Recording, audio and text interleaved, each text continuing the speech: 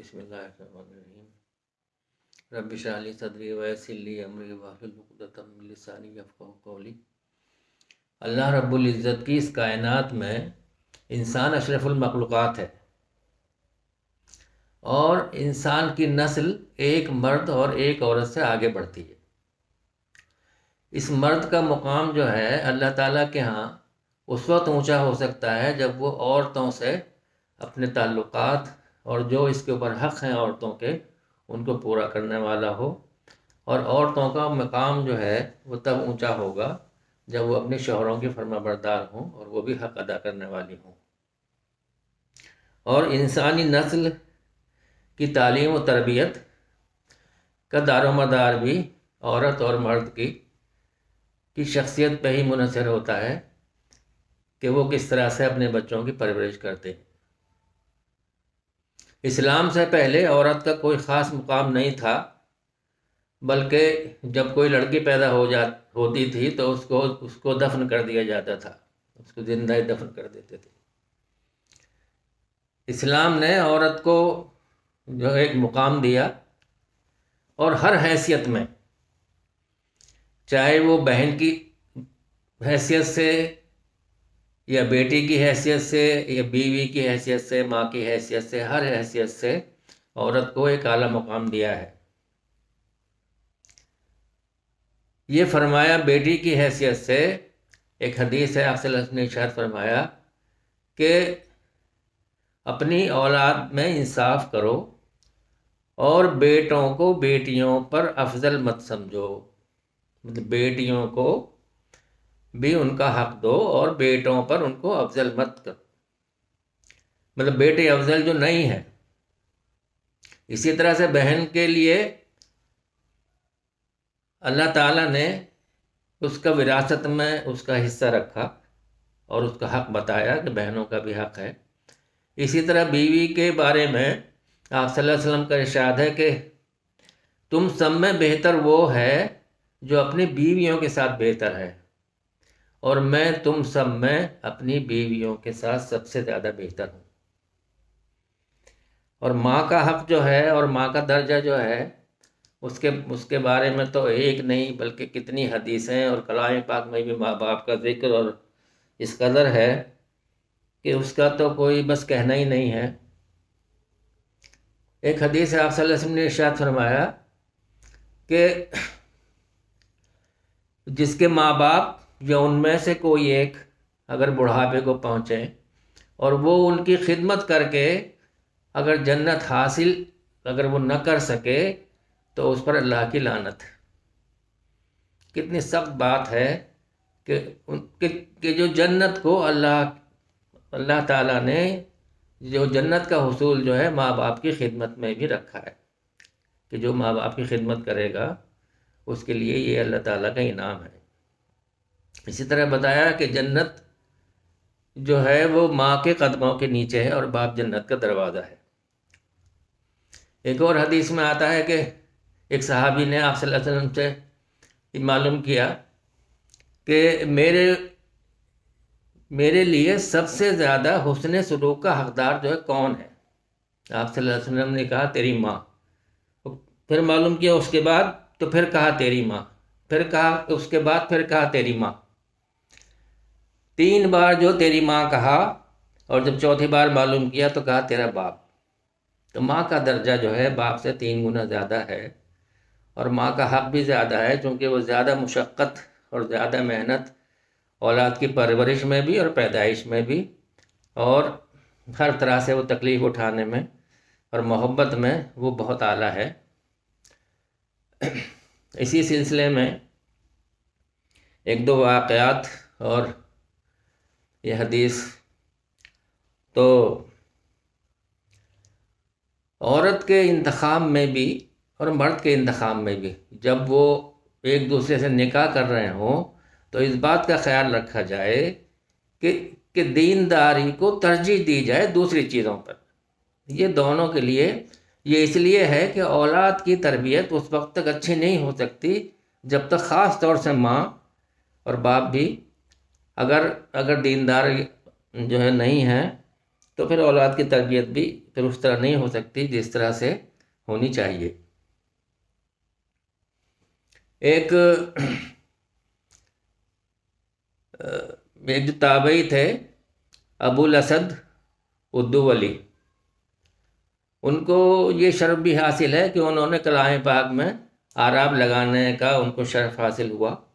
اور تو جب وہ بوڑھے ہو گئے تو انہوں نے اپنے بچوں کو بلایا اور یہ کہا کہ میں نے تمہارے ساتھ بہت محنت کی ہے اور مشقت کی ہے تمہاری تربیت میں، اور کہ تم اچھے انسان بنو، اور تمہاری تعلیم میں بھی، اور تمہاری پیدائش سے پہلے بھی میں نے تمہارے ساتھ ایک احسان کیا ہے۔ تو انہوں نے کہا ہماری پیدائش سے پہلے بھی آپ نے کیا احسان کیا؟ تو کہا کہ تمہاری ماں کے انتخاب میں، تمہارے لیے ایک اچھی ماں کا انتخاب کیا تاکہ وہ تمہاری اچھی تربیت کر سکے۔ تو یہ بھی ایک اولاد کے ساتھ احسان ہی ہے۔ اگر کوئی دیندار عورت اپنے گھر میں لاتا ہے اور وہ دوسری چیزوں کے مقابلے میں دینداری کو زیادہ ترجیح دیتا ہے، تو آگے آنے والی نسل اور آگے آنے والی جو ایک اس کی نسل ہے، اس میں بھی وہ دینداری ہوگی اور وہ اچھے انسان بننے والے ہوں گے۔ اسی طرح ایک خاتون ہیں ام سلیم، تو ان سے ان کے شوہر کا انتقال جب ہو گیا تو وہ اسلام لے آئیں۔ اس کے بعد ان کے اور پیام آنے لگے نکاح کے لیے، تو ابو طلحہ جو ایک صحابی ہیں، اس وقت تک وہ ایمان جو نہیں لائے تھے، انہوں نے بھی ان کو پیام دیا۔ تو انہوں نے اس کے جواب میں یہ کہلا کے بھیجا کہ اگر آپ ایمان لے آتے ہیں تب میں آپ سے نکاح کر سکتی ہوں۔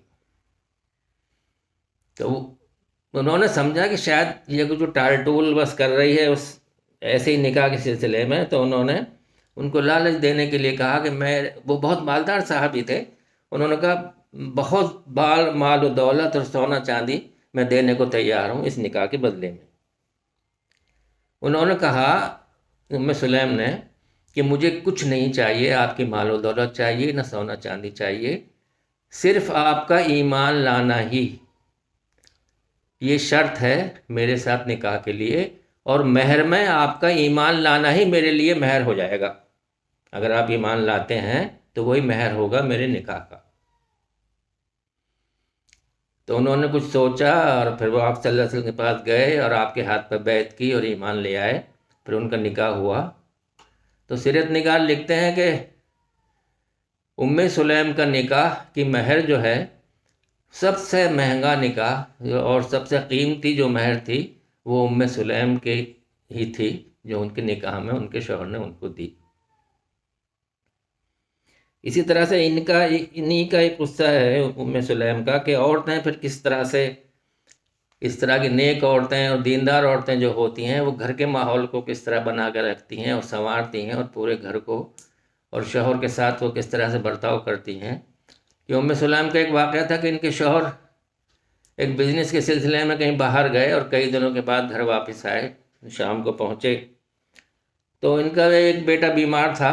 اس وقت جب یہ گئے تھے گھر سے، انہوں نے دریافت کیا کہ اس کی طبیعت اب کیسی ہے، تو انہوں نے کہا پہلے سے اب اچھی ہے، اب کوئی تکلیف نہیں ہے اسے۔ اس کے بعد انہوں نے ان کو اپنے شوہر کو جو ہے کھانا وانا سب پیش کیا، اور اس کے بعد پھر انہوں نے آرام کیا، اور جو بھی عورت اور مرد کا ایک تعلق ہوتا ہے وہ بھی قائم ہوا، اور صبح ہو گئی تو ام سلیم نے اپنے شوہر سے معلوم کیا کہ اگر کسی کی کوئی امانت ہمارے پاس ہو اور وہ اس کو واپس لینے لگے تو کیا ہمیں اس کو واپس کر دینی چاہیے یا پھر اس کو نہ دیں واپس؟ تو انہوں نے کہا نہیں فوراً واپس کر دینی چاہیے، امانت تو واپس کرنے کے لیے ہی ہوتی ہے۔ تو انہوں نے کہا کہ ہمارا بیٹا جو اللہ کی امانت تھا ہمارے پاس، وہ اللہ نے واپس لے لیا۔ یہ تھیں وہ عورتیں جو ایسا ماحول بنا کر رکھتی تھیں، جنہوں نے اپنے شوہر کے آنے کے بعد عام طور سے تو یہ ہوتا کہ رونا دھونا ہوتا، ہمارا بیٹا چلا گیا، تم نہیں تھے، میں نے ہی ساری تکلیفیں اٹھائیں، ساری پریشانیاں میں نے بھگتیں، لیکن ایسا نہیں ہوا. انہوں نے گھر کے ماحول کو وہی خوشگوار بنا کے رکھا. تو پھر آپ صلی اللہ علیہ وسلم سے انہوں نے، ان کے شوہر نے اس کا ذکر کیا، اس واقعے کا. تو انہوں نے بہت تعریف کی آپ صلی اللہ علیہ وسلم نے ام سلیم کی، اور کہا کہ تم نے کیا اپنی بیوی سے اس رات کو ملے تھے؟ انہوں نے کہا ہاں. پھر انہوں نے ان کو دعا دی کہ اللہ تعالیٰ تمہیں اس سے اچھا بدل، اس بیٹے سے اچھا بدل تم کو دے گا. تو یہ تھا ان ماؤں کا بھی، اور کہ وہ کس طرح سے اپنے گھر کا ماحول بھی اور بچوں کی پرورش میں اور کس طرح سے وہ سب کرتی تھیں. ایک واقعہ ہے کہ ماں کس قدر محبت کرتی ہے اپنے بچوں سے، اور کس قدر اس کے دل میں ان کے لیے قربانی کا جذبہ ہوتا ہے کہ اپنا سب کچھ قربان وہ کر دیتی ہے. حضرت عائشہ سے روایت ہے کہ ایک عورت ان کے گھر آئی اور بہت بھوکی تھی وہ. تو اس وقت حضرت عائشہ کے گھر میں صرف جو ہے 3 کھجوریں تھیں. اس عورت کے ساتھ 2 بچے بھی تھے چھوٹے چھوٹے. تو اس نے وہ ایک ایک جو کھجور تھی وہ بچوں کو دے دی، اور ایک کھجور اپنے لیے رکھ لی. تو بچوں نے وہ اس کھجور کو کھائی، اور اس عورت نے جب اس کو پھاڑی اپنے لیے اس کھجور کو جو کھانے کے لیے، تو بچوں نے پھر ہاتھ پھیلا دیا، اور اس عورت نے وہ آدھی آدھی کھجور بھی ان بچوں کے ہاتھ پر رکھ دی. حضرت عائشہ دیکھ رہی تھیں یہ سارا. جب آپ صلی اللہ علیہ وسلم آئے، گھر میں تشریف لائے، تو یہ واقعہ حضرت عائشہ نے آپ صلی اللہ علیہ وسلم سے بیان کیا کہ اس عورت نے کس قدر بھوک کی حالت میں، کہ اس کے چہرے سے بھی لگ رہا تھا کہ کئی دن کا فاقہ ہے، اور وہ ایک کھجور جو اس نے اپنے لیے رکھی تھی وہ بھی ان بچوں میں آدھی آدھی بانٹ دی. اور مجھے تو بہت ہی زیادہ اس بات کا احساس ہوا کہ کس قدر یہ ماں کی جو قربانی اور یہ ہے. آپ صلی اللہ علیہ وسلم نے ارشاد فرمایا کہ اللہ رب العزت نے اس عورت پر جو ہے جہنم کی آگ کو جو ٹھنڈا کر دیا ہے. یہ اس طرح کہا کہ اس عورت کو اللہ تعالیٰ نے جہنم کی آگ سے آزادی دے دی. یہ ہے عورت کا اتنا درجہ ہے اور اتنا مقام ہے جو اللہ تعالیٰ نے بتایا کہ وہ کس قدر قربانیاں دے دے کے، کس قدر قربانیاں جو ہے کر کر کے، اور وہ سب اپنا مقام اللہ تعالیٰ کے یہیں بناتی ہے. ایک آخری بات جو اس سلسلے کی وہ یہ ہے کہ امام بخاری رحمۃ اللہ علیہ کہ جنہوں نے ساری احادیث کو اکٹھا کیا، اور بخاری شریف کہ جس کا درجہ کلام پاک کے بعد سمجھی دوسرا ہے دین میں، کہ احادیث کے بغیر بھی دین ادھورا ہے، اور اس قدر محنت سے انہوں نے ساری احادیث کو اکٹھا کیا. تو ان کے باپ جو تھے وہ بچپن میں ہی، جب یہ چھوٹے ہی تھے اس وقت انتقال کر گئے، اور یہ یتیم ہو گئے. ماں نے ہی ان کو پالا بہت محنت اور مشقت سے. تو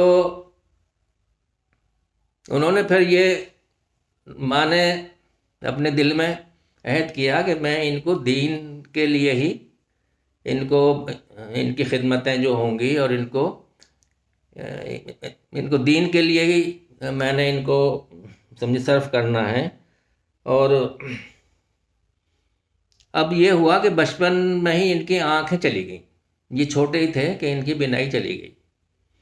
ماں نے اپنی ساری عبادتیں بڑھا دیں، جو نفل بڑھا دیے، روزے بڑھا دیے، تہجد بڑھا دیا، اور اللہ سے ہی مانگنا کہ اے اللہ، میں نے تو یہ سوچا تھا کہ یہ دین کی خدمت کرے گا اور دین کے کام آئے گا، اب یہ نابینا ہو گیا تو یہ کیسے دین کی خدمت کر سکتا ہے، اور تو ہی ہے جو روشنی واپس کرنے والا ہے آنکھوں کی. ایک بہت لمبا وقت لگا، لیکن یہ مانگتی ہی رہیں، اور اللہ کے سامنے ہی جھکی رہیں، اور یہ باتوں میں لگی رہیں.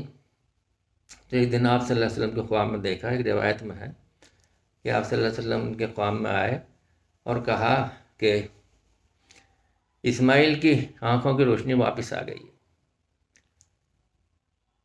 یہ اٹھیں، وضو کیا اور سجدہ شکر کیا، اور آئیں اپنے بیٹے کے پاس، اور ان سے کہا کہ اٹھو اسماعیل ذرا دیکھو، کیا تم مجھے دیکھ سکتے ہو؟ تو انہوں نے آنکھیں مس لیں اور کچھ روشنی کا سا انہیں وہ لگا تو انہوں نے کہا ہاں میں آپ کو دیکھ سکتا ہوں۔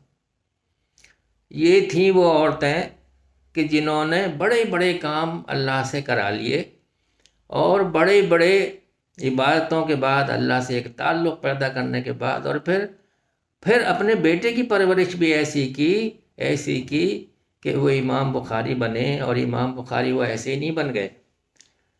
روایت میں آتا ہے کہ یہ جب دودھ پلاتی تھیں ان کو تو ہمیشہ دودھ جو ہے وضو کر کے پلاتی تھی۔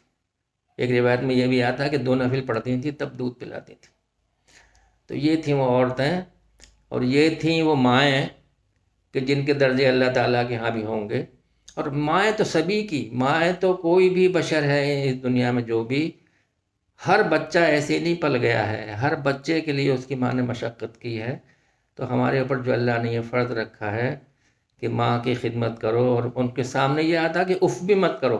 کلام پاک میں ہے کہ ماں باپ کچھ کہیں تو ان کے سامنے اف بھی مت کرو۔ اف کتنی بڑی بات ہے، اور ہمارا کیا رویہ ہے، اور ہم کس طرح سے ان کی خدمت کرتے ہیں، یہ اللہ ہی جانتا ہے۔ اللہ معاف کرے ہمیں، اور ہمیں اللہ تعالیٰ یہ توفیق دے کہ ہم ان کی خدمت کرنے والے ہوں اور ماں باپ کا وہ درجہ سمجھیں۔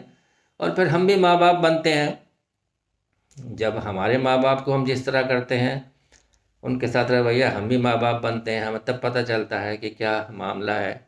اور اسی طرح سب یہ چل رہا ہے، اور اسی طرح انسانی نسل چل رہی ہے۔